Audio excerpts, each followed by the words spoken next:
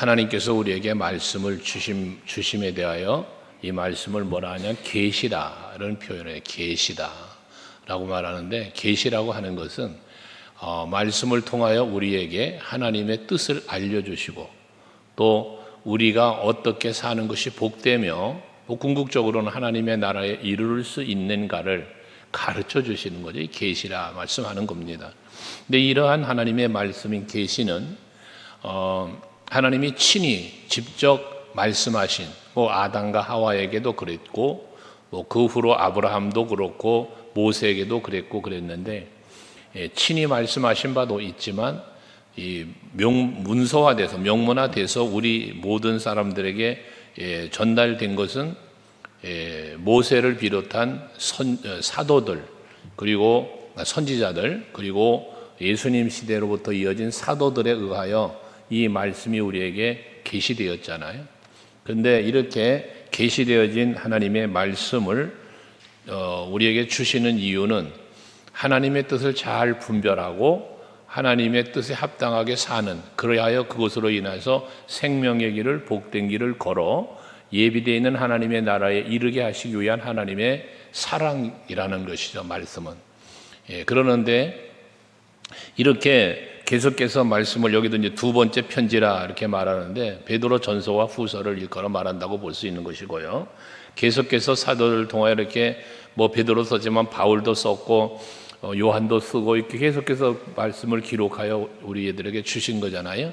근데 이렇게 말씀에 기록된 것은 하나님의 감동으로 되었다고 디모데후서 3장에서 말하고 있는 것처럼 성령이 감동하여 우리들에게 말씀을 주시는데, 왜 그 말씀을 주시는가? 1절에 보니까 너희의 진실한 마음을 일깨워 생각나게 하여 라고 말씀을 합니다. 즉 하나님의 말씀이 우리에게 주어지는 것은 우리의 마음을 일깨운다는 거, 일깨운다는 건 깨닫는 거죠. 말씀을 통하여 깨닫게 하시는 거예요.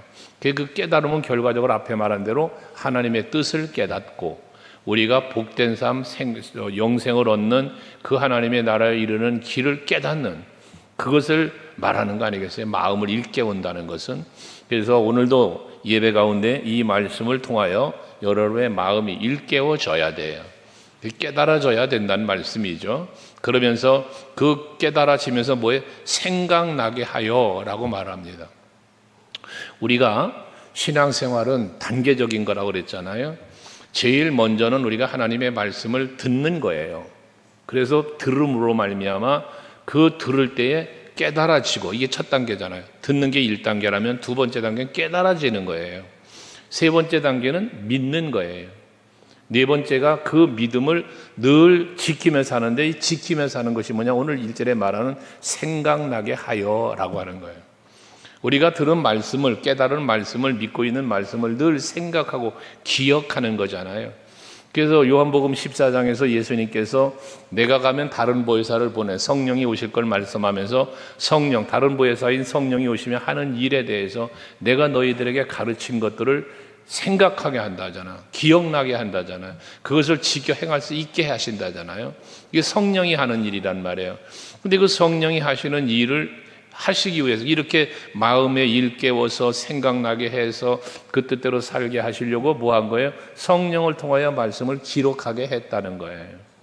그러면서 2절에 보면 곧 그렇게 이 진실한 마음을 일깨워 생각나게 하기 위해서 뭐 했어요? 거룩한 선지자들이 예언한 말씀과 주되신 구주께서 너희의 사도들로 말미암아 명하신 것을 기억하게 하려 하노라 라고 말씀하잖아요. 그러니까 결과적인 것은 뭐냐? 하나님의 말씀이 우리에게 주어지는 것은, 선지자를 통하여 사도를 통하여 주어지는 것은 결과적으로 뭐냐? 하나님이 주신 말씀을 통하여 우리가 마음을 일깨워서 하나님의 말씀을 늘 기억하며 살아서 하나님의 뜻에 합당하게 살기를 하나님은 요구하고 계신다는 거죠. 모든 예배, 우리 모든 그리스도인들의 모이는 모든 모임에는 빠지지 않고 있는 게 뭐냐? 말씀이잖아요. 그래서 말씀이 선포되게 하시고 말씀이 있는 곳에 성령이 역사하시고 그 역사를 통하여 우리들의 삶은 변화가 일어나는 거죠. 그 변화가 무엇으로? 마음의 일깨움과 생각나게 함과 기억하게 함을 통하여라는 것입니다. 그래서 여러분 그 기억나고 생각난다는 것 마음에 이것을 시편 1편에 복 있는 사람을 말할 때 그 말씀을 주야로 묵상한다는 표현을 했어요. 묵상한다. 이 여호와의 말씀을 즐거워하여 주야로 그 말씀을 묵상한다고 했는데 그 묵상이 결과적으로 뭐예요? 내 마음에 생각하고 기억하고 그 말씀을 읊조리며 사는 거예요. 내가 삶의 현장에서 하나님이 주신 말씀을 내가 깨달은 대로 믿고 있는 대로 이것을 읊조리면서 그 말씀대로 살려고 노력하는 행위를 갖는 사람, 이걸 복된 사람이라고 한 것이거든요. 오늘 베드로 사도도 1절 2절에서 바로 그 말을 하는 거예요. 그러니까 저와 여러분은 하나님의 은혜를 입고 사랑을 입었잖아요. 그 예수 십자가의 은혜와 사랑이지만 그건 아주 기본적인 사랑인데 그 사랑을 우리로 하여금 깨달아 알게 하시고 믿게 하시고 그 사랑에 합당하게 살게 하는 일은 성령이 하신단 말이죠. 성령이 어떻게? 말씀을 통해서. 그래서 여러분들은 항상 하나님의 말씀을 자꾸 읽고 듣고 배우고 지켜 행하려고 힘쓰는 여러분이 되셔야만 하고, 그리할 때 그 모습, 그런 모습, 여러분의 모습을 보시는 하나님이 기뻐하는 거예요. 그리고 거기에 합당한 은혜도 주시는 거죠. 순종하는 자가 받는 복, 하나님의 마음에 합한 자로 살아가는 자가 받아야 할 복이 주어지는데 그 복은 다 뭐예요? 약속된 복들이에요. 언약의 성취죠. 이것이 여러분의 누림이 될 수 있기를 바랍니다. 그런데 3절에 보면 너희 그런 것인데 먼저 그러나 너희가 알아야 할 게 있다는 거예요. 그게 뭐냐 하면 말세에 조롱하는 자들이 와서 라고 말해요. 말세가 되면 조롱하는 자가 온다는 거예요. 그런데 여기서 말하는 이 조롱하는 자라는 것은 결과적으로 뭐냐면 우리가 가지고 지켜야 할 믿음 또는 하나님의 계시의 말씀들을 믿지 않고 조롱하는 거예요. 방해하는 거예요. 쉽게 얘기해서. 그런 자들이 나타난다는 것이죠. 그게 마지막 때가 되면 누가 나타난다? 거짓 선지자가 나타난다는 거예요. 여기에도 예수가 있다, 저기도 예수가 있다라는 거짓 선지자의 마지막 때가 많이 일어난다는 거예요. 지금 이 시대가 그런 시대잖아요. 우리나라에만 봐도 주 예수님의 재림을 거짓말하고 또 자기가 예수라고까지 하면서 사람들을 혼란에 빠뜨리는 그런 사람들이 얼마나 많습니까? 전 세계적으로 봐도 많고 우리나라만 봐도 많습니다. 그 이단이라고 우리가 말하는 것들이죠. 말세가 되면 이러한 자들이 나타난다는 거예요. 하나님은 사도들을 통하여 선지자들을 통하여 계속해서 무슨 말씀 줬어요? 이렇게 사는 것이 너희가 복된 거야. 이것이 하나님의 뜻이야 라며 계속 알게 해주고 생각나게 해주시는데도 말세가 되니까 이런 반대자들, 조롱하는 자들이 나타나서 하는 일이 무엇을 하는가 하면 3절에 보니까 자기 정욕을 따라 행하며 조롱하여 라고 말합니다. 이 말세에 조롱하는 자들이 와서 뭘 한다? 자기의 정욕을 따라 행하며 라고 말합니다. 그러니까 이 정욕을 따라 행하는 것은 결과적으로 무엇이에요? 세상의 쾌락을 즐기는 거죠. 육체적 정욕을 누리며 살고자 하는 거예요. 그걸 찾아 사는 사람을 말하는 것이거든요. 그러면서 조롱을 한다는 거예요. 자기의 정욕을 따라 살면서 조롱을 하는데 무슨 조롱이겠어요? 믿음을 지키고 말씀대로 살려고 하는 자들을 조롱하는 거죠. 너희들 왜 바보같이 그렇게 사냐? 이 세상 이렇게 즐겁고 이 세상 이렇게 좋은데 왜 이것들을 다 배설물처럼 여기며 너희들은 왜 그렇게 예수께 매여 사느냐? 라고 조롱을 하는 거예요. 여러분 오늘 밤도 마찬가지야. 이 더운데 여러분들 여기 나오는 걸 보면 누군가는 여러분에게 참 왜 그렇게 사냐? 이 좋은 세상에 라며 여러분을 조롱하는 사람들도 있을 수 있다는 거죠. 말세의 때가 되면 이런 게 늘 자꾸 극심해지게 돼 있는 것이거든요. 그러다 보니 믿음을 지키고 사는 성도들도 간혹 그 세상의 미혹에 빠져서 세상을 즐기러 가는 거예요. 여러분 예배가 있으면 예배를 사모하고 하나님 앞에 나와 영광을 돌리는 것이 우리의 삶의 우선순위여야 하는데, 근데 우선순위를 어디에 두고 가느냐? 세상 낙을 따라간다 그 말이에요. 육체의 정욕을 따라간다 그 말이에요. 그것이 행복인 줄 알고 그것이 기쁨인 줄 알고 찾아가게 만든다 그 말입니다. 우리가 육신 속에 살고 세상에 살기에 세상을 떠나서 어느 한 다른 공간에 가 살 수는 없어요.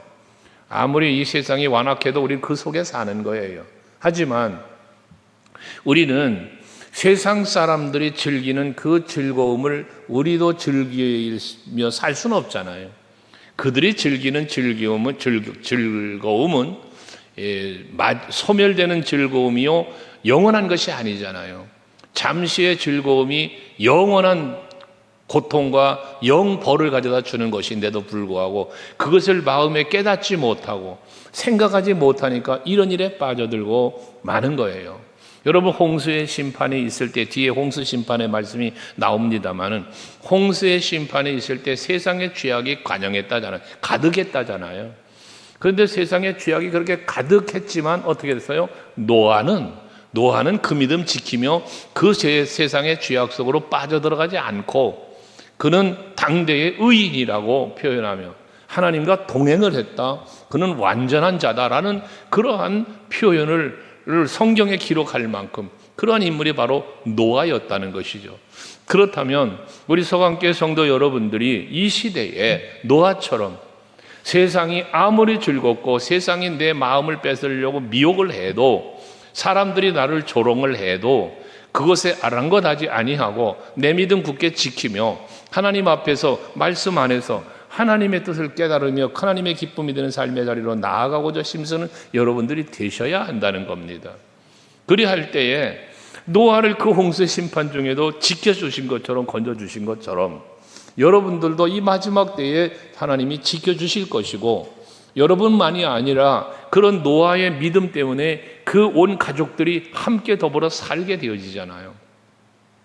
저번에도 요나라는 인물을 비유하면서 그 한 사람의 실수가, 한 사람의 불순종이 엄한 사람들을 고통을 가져다 주어짐에 대하여 말씀드렸잖아요. 요나라는 한 사람이 불순종하니까 그 불순종 때문에 그 배에 타고 있던 모든 사람이 고통당하고, 그 주변에 있던 배들이 있었다면 그들도 고통당했을 것 아니겠어요? 그 한 사람 때문에 그런 일이 벌어진단 말이에요. 근데 노아라고 하는 이 한 사람 때문에 가정이 살았단 말이죠. 다윗이라는 인물 한 사람 때문에 민족이 살고요, 요셉이라는 한 사람 때문에 여러분 그 형제들과 모두가 사는, 그것도 민족이 형성되는 계기가 되어지는 것처럼, 여러분들은 언제나 하나님의 말씀을 마음으로 일깨우시면서 이 말씀이 주는 그 의미와 거기에 담긴 하나님의 뜻, 하나님의 계시, 하나님의 마음을 헤아리면서 그에 합당하게 조롱하는 자들에게 넘어가지 말고 미혹되지 말고 믿음 굳건하게 지키며 사는 여러분들이 될 수 있기를 바랍니다. 그러면서 이렇게 정욕을 따라 행하면서 여러분 조롱하는데, 그 조롱의 내용이 뭐냐? 뒤에 보면 4절에 주 예수의 재림에 대하여, 주님의 강림하신다는 약속을 믿고 이들은 하늘의 소망 갖고 사는 거잖아요. 세상의 정욕을 빠져 살지 않고 하나님의 나라를 소망하며 주 예수님 다시 오실 날을 기다리며 소망 중에 살아가는 성도들이란 말이에요. 근데 이들은 뭐라고 조롱합니까? 야, 주 예수의 강림이 약속이 있다고 너희들 그러는데, 그래서 하늘나라를 소망하며 산다고 그러는데 언제 오냐? 우리 조상 때부터 지금까지 세상은 변함이 없다. 안 왔다 그 말이지. 이 주의 재림을 늘 계속 얘기했지만, 곧 오시리라 했지만 안 왔다 그 말이거든. 지금 여러분 어떻습니까? 예수님 시대만 놓고 보아도요, 예수님께서 내가 너희가 본 것처럼 곧 오리라 했으니까 곧 오실 것 같은데 안 오신 게 벌써 2000년이 넘었네. 그러면 여러분 우리 마음속에 혹여나 생각할 수 있는 게 뭡니까? 주님 진짜 오시려나? 진짜 오시긴 하는 건가? 이런 막연한 실망, 이런 것들이 생길 수도 있겠죠. 이러한 부분들을 틈타고 조롱하는 자들은 우리의 마음이 하나님 나라가 아니라 강림하실 예수가 아니라 세상 즐거움으로 찾아 들어오기를 미혹한다 그 말이거든요. 여기 속지 말라는 것입니다. 여기 속지 마세요.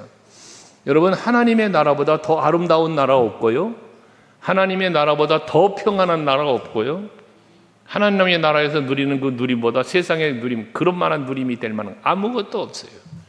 근데 세상은 자꾸 우리에게 세상의 누림이 더 좋고 세상의 누림이 더 즐겁다고 자꾸 미혹을 하는 거예요. 이 조롱하는 자들이 그 일을 한다는 것이에요. 그래서 5절에 말하는 것이 더 기가 막힌 것은, 이는 하늘이 옛적부터 있는 것과 땅이 물속에 나와 물로 성립된 것도 뭐라 그랬어요? 하나님의 말씀으로 된 것을 그들이 일부러 잊으려 함이라는 게 아니라 일부러 잊으려고 한대. 이 말은 뭐냐면, 모든 천지 만물이 하나님의 말씀으로 인하여 지음을 받았다는 사실을 저들도 안다는 거예요. 천지 만물의 창조가 창세기 1장부터 우리가 기록되어 있지만 여러분 우리가 믿음 생활의 시작은 창조주 하나님을 믿는 것부터 출발이라고 그랬잖아요. 그러니까 하나님이 말씀하시니 있었고 말씀하시니 있었고 전부 말씀으로 만물을 지으셨단 말이에요. 그러면 모든 만물 창조주 하나님의 능력은 어디에 있다? 말씀에 있다는 사실을 지금 사도 베드로는 말하는 거예요. 근데 저들이 그걸 알고 있다는 거지, 저들도. 그런데 그 사실을 뭐해? 일부러 잊으려 함이로다 라고 말하는 거예요. 왜? 그 말씀으로 천지 만물이 창조되어진 하나님의 말씀을 저들이 그걸 기억하고 그걸 믿으면 그 다음 단계 뭐가 되는 거예요? 모든 말씀은 그대로 되어진다는 것으로 연결되어지는 거잖아요. 하나님의 말씀은 반드시 말씀대로 되어진다. 그러면 주 예수의 강림도 말씀 되어진 것이니까 반드시 주님은 강림하신다. 이것이 연결되는 거잖아요. 그러니까 이들은 자꾸 뭐 한다? 이 사실을 일부러 잊으려고 했다. 일부러 잊으려고 했다. 여러분, 우리가 신앙생활하는 중에 하나님의 말씀대로 살아야 되잖아, 우리가요. 그러면 이렇게 살다 보면 우리가 하나님 앞에 부끄러운 말이나 행동이나 할 때가 있잖아요. 그럴 때가 있을 것 아니겠어요? 그러면 그때에 성령께서는요, 우리에게 이 말씀이 생각나게 하셔요. 우리가 하나님 앞에 부끄러운 말이나 행동을 할 때면 성령은 우리에게 그것은 부끄러운 것이다, 그것은 하나님이 기뻐하는 게 아니라는 사실을 성령은 우리에게 깨닫게 하신다고요, 이 말씀으로. 그래서 말씀이 뭐에 생각나게 하신다니까요. 이게 성령이 하는 일이요. 그러면 우리는 죄를 범하는 입장에서 어찌 되겠습니까? 그 말씀을 잠시 잊어버리려고 해요. 그 일부러 잊어버리려고 한다는 게 그런 의미예요. 여러분, 하나님의 말씀이 생각이 나거든 그 생각나는 즉시 모든 행위를 멈추고 회개할 수 있는 우리가 돼야 되는 거야. 그래서 뭐해? 말씀을 잠시 잊어버리고 악을 행하고 잠시 잊어버리고 부끄러웠다가도 성령이 나를 깨닫게 하시고 기억나게 하실 때 얼른 돌이켜서 말씀으로 돌아가는 우리들이 되어야 한다는 것이죠. 이게 복된 것이라는 겁니다. 그래서 회개라고 하는 것은요, 하나님이 우리에게 주신 엄청난 은혜의 선물입니다. 내가 회개할 수 있다는 게 말입니다. 그런데 회개라고 하는 것은 하나님이 어떻게 주시냐? 기회를 주시는 거야, 기회를. 엄청난 기회를 주시는데 아담도 그 기회를 놓쳐버린 사람이었고 사울 왕도 그 주시는 기회를 놓쳐버린 사람이었고 가룟 유다도 그 기회를 놓쳐버린 사람들이었어요. 그래서 우리는 그들처럼 하나님이 우리에게 기회를 주실 때에 그 기회를 놓쳐버리는 사람이 되지 말고 그 기회를 잘 붙잡는 우리가 되어야 한다는 것이죠. 그래서 에베소서 5장에 너희는 어리석은 자가 되지 말고 오직 지혜 있는 자같이 하여, 어리석은 자가 말고 지혜 있는 자같이 되라는 말씀을 하면서 제 첫 번째 뭐라 그랬어요? 세월을 아껴라, 때가 악하니라 그랬잖아요. 그때 세월을 아끼라는 말을 뭐로 해석해 드렸습니까? 나에게 주어지는 기회를 놓치지 말고 내 것으로 만들어라, 이렇게 해석을 해드린 바 있습니다. 하나님은 우리에게 기회를 주시는데 그 기회를 놓쳐버리지 말고, 지나간 다음에 후회하지 말고 기회가 내 앞에 왔을 때 잘 붙잡아야 된다는 말씀을 드린 거잖아요. 그럼 하나님은 크게 두 가지 기회를 우리에게 주는 거예요. 그 두 가지 기회를 우리에게 주는데 첫 번째가 무슨 기회냐? 그게 바로 회개할 기회를 주는 거예요. 왜? 죄는 하나님과 우리와의 관계를 가로막는 것이고 죄는 우리를 사망으로 이끌고 가는 거라 말이에요. 그래서 하나님은 그 사망의 자리에서 돌이켜 하나님이 주시는 생명의 자리로 나오게 하시기 위하여, 또 죄는 사망의 자리로 끌고 가지만 하나님과 멀어지는 거예요, 점점. 그래서 하나님은 우리에게 회개할 기회를 주어 사망에서 생명으로 옮겨지게 하실 뿐만 아니라 하나님과 더 가까이, 하나님께로 가까이 나와서 하나님과 더불어 함께 사는 삶의 자리에 있기를, 그게 궁극적으로는 하나님의 나라에 이룰 수 있기를 하나님은 원하고 계시는 거죠. 그 기회를 주셨다 그 말이에요. 그래서 여러분에게 간혹 말씀드린 것처럼 죄를 하나님 앞에 죄를 범하고 말씀에 순종하지 않는 것 나쁜 것이다. 그러나 더 어리석고 나쁜 것은 뭐라? 죄를 깨달으면서도 회개하지 않는 것이 더 나쁘고 더 어리석은 자라라고 말씀을 드린 바가 있습니다. 여러분, 성령은 말씀을 통하여 때로는 여러 가지 상황과 환경들을 통하여 깨닫게 하셔요. 그 발람의 사건에서도 나오지만 나귀를 통해서까지 하나님이 말씀하시면서 그 돌이키게 하시는 거잖아요. 이 하나님이 하시는 일이란 말이에요. 하나님을 찬송하는 사람, 예수님이 예루살렘에 입성하실 때 호산나 다윗의 자손이라고 노래할 때에 사람들이 꾸짖으니 예수님 뭐라고 그래요? 저들이 만약에 찬송하지 않으면 돌들을 들어서도 찬송케 하신다고 그러잖아요, 하나님이. 그것처럼 여러분들이 회개하지 않으면 하나님은 여러 가지 방법을 동원하여 회개케 하시는 거예요. 이걸 아셔야 돼요. 그런데 보셔요. 노아의 방주, 아까 심판 얘기했지만 노아의 방주의 사건을 놓고 봐도 하나님이 노아에게 은혜를 줘 방주를 만들 때 그를 구원하시고자 할 때 바로 홍수로 심판하시며 그를 품에 안고 인도한 게 아니고 방주를 만들게 했잖아요. 그럼 방주를 만드는 동안 어떻게 되는 겁니까? 노아와 그 가족뿐만 아니라 다른 사람들에게도 기회가 주어진 거예요. 기회가. 그런데 저들은 방주 만드는 걸 조롱했고 방주가 완성되어 안으로 들어갈 때 또 그들 중에 누군가도 하나님의 심판을 위하여 방주를 만들고 저 뱃속에 들어가는 모습을 보면 와, 나도 저기 들어가야 살겠구나 하고 따라 들어왔다면 그 사람 사는 거잖아요. 근데 그렇게 안 왔다는 말이죠. 기회가 주어졌을 때 기회를 붙잡은 사람과 붙잡지 못한 사람의 결과를 성경은 말하는 거예요. 달란트의 비유도 그런 것이고요. 성경은 항상 우리에게 그걸 말하잖아요. 오른편에 있을 자, 왼편에 있을 자, 마지막 때가 되면 구별하신다는데 그것도 마찬가지고요. 기회가 주어졌어요. 작은 소자에게 하는 것이 나에게 한 것이고 작은 소자 하나에게 안 한 것이 나에게 안 한 것이라고 말씀하잖아요. 이 얘기는 뭡니까? 작은 소자 하나가 내 곁에 있었다는 거잖아요. 근데 그 작은 소자 하나를 예수님처럼 대할 수 있는 기회가 왔었지만 대했고 대하지 않았고를 말하는 거잖아요. 그래서 여러분들 정말로 그 말씀을 잘 의미를 생각하시면서 하나님의 기쁨이 되는 자리로 나아가시는 여러분들이 될 수 있기를 바랍니다. 여기 조롱하는 자, 어리석은 자들은 일부러 그 말씀을 잊어버리려고 했대요. 우리는 일부러 잊어버리는 자가 아니라 도리어 일부러 찾아보고 일부러 생각할 수 있는 그런 우리들이 돼야 된다는 것이죠. 이를 위하여 성령이여 내게 임하여 주옵소서. 나로 하여금 늘 깨닫게 하시고 일깨워 주시고 기억나게 하시고 생각나게 해 주옵소서를 기도해야 된다는 것입니다. 예, 그러면서 이제 일부러 2절에 했지만 6절에 말하는 거잖아요. 그때 세상은 물이 넘치므로 노아 홍수 심판을 말한 것이에요. 그러면서 이제는 7절에 이제 홍수 심판이 그렇게 있었던 것처럼 이제는 하늘과 땅은 그동안 말씀으로 불사르기 위하여 보호하신 바 되어 경건하지 아니한 사람들의 심판과 멸망의 날까지 보존해 둔 것이다.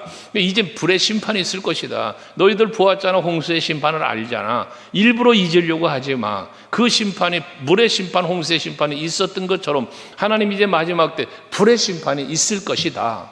이걸 지금 깨달으라고 베드로 사도는 말씀하고 있는 것입니다. 그렇습니다. 여러분, 새 하늘과 새 땅이 기다리고 있습니다. 이 땅으로 저와 여러분 인도하시기 위해 주님이 오실 거예요. 그 오시는 날은 분명하지만 구별의 날입니다. 구별의 날. 요한복음 5장 29절에 말하잖아요. 선을 행한 자는 생명의 부활로, 악을 행한 자는 심판의 부활로 나오리라. 분명히 말씀을 하시잖아요. 구별되는 거예요. 지금은 같이 있어요. 성경이 말하죠. 두 사람이 함께 누워 있다가 한 사람은 들림받고 한 사람은 남아 있대요. 두 사람이 함께 누워 있다는 건 뭐예요? 관계예요, 관계. 두 사람이 함께 매를 갈다가 맷돌질한단 말이에요. 둘이 함께 한 가족이잖아, 이거. 잠자는 것도 마찬가지예요. 두 사람에게 밭을 갈다 함께 일하는 거예요. 근데 하나는 들림받고 하나는 남는다는 거예요. 여러분, 교회적으로 생각해 보시면요, 함께 교회 안에서 신앙생활을 했지만 마지막 때가 되면 한 사람은 들림받고 한 사람은 남는다. 이게 얼마나 기가 막힌 일입니까? 여러분, 아이고 우리 다 예수 믿는데요. 당연하죠. 당연하죠. 여기 이들 말하잖아요. 일부러 잊어버린다니까요. 하나님을 모르는 게 아니라니까요. 여러분, 정신 차려야 되는 신앙생활을 우리 정신 차리고 해야 된다는 거예요. 그래서 베드로 사도가 앞에서 전서에서 말한 것처럼 근신하라, 깨어라. 근신하고 깨어있지 못하면 우는 사처럼 삼킬자를 두루 찾는 마귀의 그 유혹 속에 넘어간다는 말이에요. 에베소서에서 사도 베드로 바울은 말하잖아요. 마귀에게 틈을 주지 말아라. 여러분, 우리가 정말 정신 차려야 돼. 마지막 때일수록 더더욱 그렇습니다. 지금 우리가 스스로 말하지 않습니까? 마지막 때라고, 말세, 지말이라고. 말세 중에 말세라는 얘기 아니겠어요? 이때는 더더욱 극심하게 마귀의 미혹이 강하게 우리를 찾아오는 거예요. 이기에 넘어가지 말자는 것입니다. 심판의 날이 있다는 거예요. 그러면서 8절에 말하죠. 사랑하는 자들아, 주께는 하루가 천년 같고 천년이 하루 같다는 이 한 가지를 잊지 말아라. 그렇습니다. 우리의 시간표로 하나님을 생각하면 안 됩니다. 우리들이 알고 있는 시간은요, 내가 태어나서 죽을 때까지 시간입니다. 오늘이라는 시간은 0시부터 24시까지 시간이고요.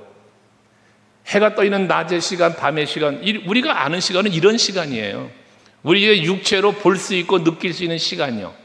그러나 하나님의 시간은 어떤 시간? 영원한 시간이에요. 영원 전부터 계셨고 영원까지 계시는 하나님이세요. 그 영원이라는 시간의 굴레 속에 우리는 잠시 잠깐 이 땅에 있다가 가는 이 시간만 속에 사니, 이 시간의 개념으로 하나님의 시간을 이해할 수 없어요. 어느 분이 그런 비유를 하는 걸 제가 들은 바 있어요. 시계를 보면, 여러분, 시계를 보면요, 초가 한 바퀴를 빽 부지런히 돌면 분침은 그제서 한 칸 가요. 그 분침이 한 바퀴로 부지런히 돌면 시침은 그제서 한 칸을 가요. 이 한 바퀴가 동일한 한 바퀴가 아니라는 거예요. 초침의 한 바퀴, 분침의 한 바퀴, 시침의 한 바퀴가 이게 전부가 아니라는 거죠. 우리는 그 시침이 뺑글뺑글 돌아 한 바퀴 돌 때 12시간을 가요. 두 바퀴 돌아야 24시간, 하루라는 시간을 보내는 거예요. 근데 그 시간으로 마치 하나님의 영원이라는 시간 속에 우리는 초침을 보며 이게 전부이냐 생각하는 이러한 모습들, 초침과 분침과 시침의 차이도 어마어마한데 하물며 영원이라고 하는 시간 속에서 내가 바라보는 시간을 전부로 평가하면 안 된다는 거죠. 이들은 주 예수의 재림이 창조 때부터 지금까지 아무 일 없잖아 라고 말하지만, 그 마찬가지예요. 창조하는 창조의 시점부터 이 시간을 말하지만 하나님의 시간은 창조 이전부터의 시간인 걸, 어떻게 이 세상 속의 시간을 가지고 하나님의 시간을 이해할 수 있으며 그 시간에 맞춰 살겠는가, 그 말이요. 그래서 여기 말씀처럼 하루가 천년 같고 천년이 하루 같다, 하나님께는 그런 말씀을 말하는 거예요. 그러니까 사람의 시간의 개념 속에 속지 말라는 거죠. 여러분, 마찬가지입니다. 세월이라고 하는, 우리들에게 주어진 이 세월이라고 하는 시간 속에 속지 말라는 거예요. 그래서 제가 간혹 그 말했죠. 숫자에 속지 말아라. 숫자에. 1, 2, 3, 4, 5, 6, 7, 8, 90 이 숫자에 속다 보니 우리는 자꾸 이상한 삶을 사는 거예요. 영원이라는 걸 자꾸 놓쳐버리는 거예요. 숫자에 매니까 영원을 놓쳐버리는 거예요. 통장의 잔고를 들여다보니 하나님이 주신 모든 것이 부족함이 없이 주신 이 풍성함을 못 보는 거예요. 내 주택의 평수만 보니까 하나님 나라의 영원한 거처를 바라볼 수 없는 거예요. 육신의 눈으로 볼 수 있고 생각할 수 있는 것에만 빠져 사니까 여러분, 그 삶이, 누림의 삶이 살지 못하는 경우가 많은 거예요. 세상의 숫자에 속지 마세요. 통장의 잔고 숫자, 나이 숫자, 주택 평수 숫자, 여러분, 이 숫자에 속지 마시고 영원을 지배하신 하나님의 은혜를 생각하며 사세요. 인생이 행복해집니다. 평안해집니다. 즐거워집니다. 그게 예수 안에 누리는 삶이에요. 그러면서 그런 오랜 시간, 우리가 볼 때 오랜 시간 같지만, 그러나 중요한 게 뭐냐, 9절에 보니까 주의 약속은 어떤 이들이 더디다고 생각하는 것 같이 더딘 것이 아니다. 오직 주께서는 뭐래? 너희를 대하여 오래 참으사 아무도 멸망하지 아니하고 다 회개하게 원하신다. 하나님은 기다리시는 거예요. 어찌 안 오시나? 어째 저런 사람 벌도 안 주시고 그런가? 하나님은요, 여러분 개인을 위해서도 그렇고요, 우리 교회를 향하여, 여러분이 나라와 민족을 향하여 전 우주 공간을 기다려주시는 거예요. 길이 참고 기다리시는 겁니다. 뭐 하기를? 회개하며 돌아오기를. 주님 오실 날 기쁨으로 주를 맞이할 수 있는 그러한 내가 되기를 기다려주시는 거예요. 회개를 기다리시는 거야. 그래서 회개하기를. 아까 기회 얘기할 때 회개할 것만 얘기했는데, 또 하나 주시는 기회가 하나님의 뜻에 합당하게 사는 그 순종의 삶을 기회를 주는 거예요. 헌신의 기회. 하나님의 뜻을 이루며 살 수 있는 기회를 주시는 거거든, 또 하나가. 그렇게 살아서 완전 마지막 날에 죄 사함 받고 영생을 얻은 자로 하나님 앞에 설 때 거룩하고 깨끗한 흰옷 입고 주님 앞에 서기를 기다리시는 거예요. 더러워진 옷 입고 예복 없이 하나님 앞에 서지 않고 깨끗한 세마포 옷을 입고 하나님 앞에 서기를 기다려주시는 하나님이에요. 감사해야죠. 우리 날마다 그래서 자기를 성찰하며 자기를 불사르는 삶을 살아야 된다는 거예요. 10절에 주의 날이 도둑같이 오리니 그날에는 하늘에 큰 소리로 떠나가고 물질이 뜨거운 불품 떨어지고 땅과 그 중에 있는 모든 일이 드러나리로다 라고 말하고 있지 않습니까? 이 모든 만물이 드러난다라고 하는 말은 다 뜨거운 불에 다 태워져 버릴 것이라는 해석도 하고 있어요. 그러니까 그 고린도전서 3장에 말하죠. 불의 공력이 나타난다고. 불의 공력이 나타나는데 그 불의 공력이 나타날 때에 남아있는 것은 그 공력을 인정받지만 불살라 없어져 버리는 지피나 풀이나 이거 타와 없어져 버리는 나무나 이거 없어지는 거라 그랬잖아요. 그런 비유의 말씀처럼 여러분들의 믿음이 여러분들의 그 아름다운 신앙의 삶이 하나님 오시는 날에 심판의 날에 다 공력으로 남아서 칭찬받고 면류관 쓰고 그 보좌 앞에서 영원한 삶을 누리는 행복을 누리는 여러분 모두가 될 수 있기를 바랍니다. 그러니까 언제 오실지 모르는 그날, 그러나 하나님은 분명한 길이 참고 기다리시지만 언젠가 분명히 올 건데 도적처럼 그 주의 날이 올 건데 그러니까 우리는 뭐 한다? 항상 깨어 있어야 하고 항상 주님 만날 준비를 하며 사는 우리가 되어야 한다는 거죠. 열천의 비가 그 준비된 자를 말하는 거잖아요. 바로 이런 우리 서강교 성도들이 되셔야 합니다. 그래서 그때 마찬가지 그렇게 항상 깨어 준비하면서 하나님 앞에 어떻게 설 것인가를 11절 이하에 13절까지 말하는데 거기 보면 11절에는 거룩한 행실과 경건함으로 하나님 앞에 설 수 있어야 된다는 거예요. 거룩함과 경건함으로, 거룩한 행실과 경건함으로 하나님 앞에 설 준비를 해야 된다는 것이죠.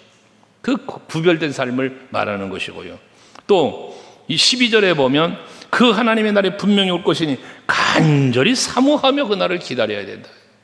언제 분명히 오실 거니까 사모하며 기다리자. 오늘도 주님이 오시려는가 기다리는 마음, 사모하는 마음이요. 안 오셨어. 잠자리 들 때까지. 이 저녁에 내가 잠자리에 들 때 혹여나도 오실까 주님이여 이 밤에 오신다면 나를 주님의 품에 안아주시옵소서. 기도할 수 있는 아침에 일어나니까 지난밤에 나를 안 오셨어 주님이. 그럼 또 이 한날에 주님이 오시련가. 이런 사모하는 마음, 주를 기다리는 마음, 그 마음이 여러분의 삶 속에 항상 이루어져야 된다는 거예요. 날마다.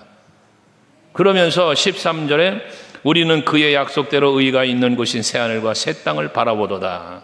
그렇습니다. 우리가 바라보는 것은 하늘의 소망을 갖고 사는 것입니다. 그런데 그 나라에 이르러서 그 복을 은혜를 누릴 수 있는 사람은 어떤 사람? 14절. 주 앞에서 점도 없고 흠도 없이 평강 가운데서 나타나기를 심서라 라고 말합니다. 앞에서 11절에서 거룩한 행실과 경건함으로 준비하라는 말씀처럼 하나님 앞에 거룩한 모습으로 점도 없고 흠도 없이 하나님 앞에 설 수 있도록 힘을 쓰라고 말하고 있습니다. 힘쓰라 라고 말합니다. 하나님 앞에 점도 없고 흠도 없고 쓰는 것이 그냥 되는 게 아니라 어떻게 해야 된다? 힘써야 된다. 힘써야 된다. 그 힘씀을 바울은 말하기를 내가 날마다 죽노라고 했던 거예요. 자신의 올바른 변화와 하나님의 뜻대로 살아가는 삶, 온전한 사명자의 삶을 살아가기 위하여 자기를 날마다 죽였다. 예수께서도 누구든지 나를 따라오려거든 자기를 부인하고 자기 십자가 지고 나를 따라와야 한다고 말씀하신 것처럼 늘 자아를 성찰하고 자아를 죽이고 육에 속한 나를 죽이고 하늘에 속한 나를 바라볼 수 있는 우리들이 되어야 할 것을 말씀하는 것이죠. 그러면서 15절에 우리 주의 오래 참으심이 구원이 될 줄로 여기라 라고 말씀을 합니다. 예수 그리스도께서 오래 참으심은 무슨 오래 참으심입니까? 물론 우리가 회개하고 돌아오기를 기다리시는 오래 참음도 있지만 주님의 오래 참으심 속엔 무엇이 있어요? 십자가의 고난을 오래 참으심도 있어요. 어쨌거나 주님의 그 오래 참으심이 우리의 구원을 이룬다는 사실을 믿어야 된다는 것입니다. 그러면서 16절에 무식한 자들과 굳세지 못한 자들이 다른 성경과 같이 그것도 억지로 풀다가 스스로 멸망을 당한다라고 말합니다. 이 억지로 푼다라고 말했는데, 이 억지로 푼다는 것은 인간의 생각을 갖고 자기의 생각을 더해서 교묘하게 푼다, 교묘하게 푼다, 속임수로 푼다, 이런 표현이에요. 이게 억지로 푼다는 것. 하나님의 뜻과는 상관없이 자기의 마음대로, 자기의 생각대로 교묘하게 속임수로 이 말씀을 풀어간다고 말이에요. 그 결과가 뭐다? 멸망이라는 것입니다. 스스로 멸망을 당하게 되어진다는 거예요. 그러니까 여러분, 이게 하나님의 말씀은요, 여러분 임의대로 막 해석하려고 그러면 안 돼요. 성경을 억지로 해석하려고 그러면 안 돼요. 내 마음에 많은 대로 그냥 성경을 갖다 막 적용시키려고 그러면 안 돼요. 이단들이 그래서 이단이 나오는 거거든요. 항상 하나님의 말씀을 읽을 때, 그래서 항상 읽기 전에 기도를 하고 말씀을 읽어야 돼요. 성령의 감동으로 기록하신 말씀, 저에게도 동일한 감동을 주셔서 깨달을 수 있게 해달라고. 이건 성경을 읽으실 때 꼭 해야 되는 기도예요. 예배 시간도 참석하시면 꼭 해야 될 기도, 주의 사자 목사님을 통하여 선포되는 말씀 성령의 감동으로 선포되게 하시고 내게도 동일한 감동을 주어 말씀을 들을 때 깨닫게 하옵소서. 이게 여러분 예배 전에 스스로가 해야 될 기도들이에요. 대표 기도 하시는 분들도 꼭 이 성령의 감동의 기도는 꼭 하셔야 되는 것이기도 하고요. 그러면서 17절에도 무법한 자들의 미혹에 이끌려 너희가 굳센 데서 떨어질까 삼가라. 이건 앞에는 조롱하는 자들이라고 그랬는데 여기 무법한 자라고 그랬어요. 억지로 성경 푸는 사람들이에요. 이 사람들의 미혹에 넘어가지 말아라. 그 굳센 데서 떨어져. 굳센 게 뭐예요? 여러분, 우리가 가지고 있는 믿음, 성령으로 말미암아 주어진 믿음이죠. 여기서 떨어질까 조심해라. 그걸 삼가해라 말이거든. 미혹에 넘어가지 말라는 거죠. 그래서 말씀으로 올바른 진리로 나를 무장시킬 수 있는 여러분이 되셔야 된다는 거야. 하나님의 전신갑주 말씀이잖아요. 이걸 입고 모든 마귀의 간계를 대적할 수 있는 힘을 길러가야 된다고 말이거든요. 말씀을 그래서 자꾸 많이 읽고 들으셔야 된다는 거예요. 18절 같이 읽을게요. 같이 18절 시작. 오직 우리 주 곧 구주 예수 그리스도의 은혜와 그를 아는 지식에서 자라가라. 영광이 이제와 영원한 날까지 그에게 있을지어다. 할렐루야. 여러분, 하나님께서 내게 주신 은혜, 그리스도의 은혜, 그 십자가의 은혜와 사랑이잖아요. 이 은혜로 아는 것, 이건 여러분 수없이 드리는 말씀이잖아요. 은혜로 내가 아는 것, 그 은혜를 내가 은혜로 믿는 것, 이것이 여러분의 믿음을 견고하게 하는 거고 하나님 보시기에 합당하게 사는 삶의 능력이 되게 하는 거예요. 은혜로 내가 지금까지 살아왔고 은혜가 있어야 살겠으니까 은혜에 감사하고 은혜를 사모하며 살게 되는 것 아니겠어요? 그 은혜 안에서 우리는 행복해지는 거예요. 그래서 예수님 덕분에 행복하다는 고백이 나오는 것이고요. 그런 은혜를 은혜로 알며 그 은혜 안에 살아가는 그런 삶이 그 지식에서 자라가라, 아는 지식에서 자라가라 그랬는데 이게 뭐예요? 은혜를 더 자꾸 깨닫는 거예요. 오늘도 하루를 돌아보면 오늘 하루 속에 주신 은혜가 또 있잖아요. 지난날의 은혜가 있죠. 오늘에 주신 은혜가 또 있잖아요. 은혜를 알아가는 거예요. 내가 자꾸 그게 지식 안에 자라가는 거예요. 다윗의 고백 중에 내가 새 노래로 하나님께 새 노래로 찬양한다고 하잖아요. 새 노래로. 그 새 노래 속에 뭐가 있는 거예요? 새로운 감사가 있는 거예요. 새로운 감사. 지금까지 감사할 일이 있지만 또다시 감사할 일이 생기는 거예요. 그 새 노래로 자꾸 하나님께 감사한다는 거예요. 오늘 예배하는 여러분들이 바로 그런 성도 되시기 바라요. 그런 삶을 사시기 바랍니다. 날마다 감사인데 동일한 감사가 아니라 새로운 감사. 오늘도 내게 베푸신 더욱 큰 은혜가 감사. 그게 감사예요, 여러분. 그래 할 때에 영광이 이제와 영원한 날까지 그에게 있을지어다. 하나님의 은혜를 깨달아 아는 지식에서 자라가는 사람에게 영원한 하나님의 은혜가, 영광이 그에게 있을지어다. 감사하는 자에게 감사할 일이 생긴다고 그랬죠. 여러분, 감사하며 살아보세요. 감사할 일이 자꾸 생겨요. 이게 하나님의 은혜 속에 사는 사람의 삶의 모습입니다. 주여, 주님의 은혜에 감사합니다. 오늘도 나를 지켜주신 감사합니다. 하나님의 은혜를 깨달으며 자꾸 은혜에 감사해 보세요. 그러면 하나님이 계속 더 큰 은혜를 주시는 거예요. 이게 그게 누림입니다. 우리 소감교회 성도 여러분, 여러분들은 하나님께 받은 은혜가 중요한데 주신 은혜를 누릴 줄 아는 성도가 되시길 바라요. 누릴 줄 아는. 그래야만, 누리는 삶을 살아야만 모든 마귀의 괴계와 유혹을 따라가지 않아요. 왜? 그것보다 예수 안에 사는 이 은혜가 더 좋은데, 주 예수보다 귀한 것은 없다 그러는 거 아니에요? 난 예수가 제일 최고로 좋아. 난 하나님 앞에 나오는 게 너무 좋아. 예배하는 게 좋아. 기도하는 게 즐거워. 찬송하는 게 너무 행복해. 이게 우리의 신앙의 고백이 될 때 그것이 여러분의 누림이 되는 거고, 그 누림을 누리는 삶을, 은혜를 주신 하나님이, 여러분, 은혜를 주신 하나님이 은혜를 누리며 감사하며 사는 모습을 지켜볼 때 기뻐하는 거예요. 은혜를 기껏 주었더니 감사도 할 줄 모르고 이 은혜를 누리지도 못하고 살아? 하나님 보실 때 얼마나 속상하시겠어요. 저 어린 것들한테요, 사탕 하나를 줘도요, 저 말도 잘 못하는 것이 감사합니다 목사님 그러면 그 감사하는 게 이뻐 죽겠지. 아주 죽는다는 표현에서 그렇지만 그 이뻐. 그게 뭐예요? 그 다음에 만나면 또 주고 싶어.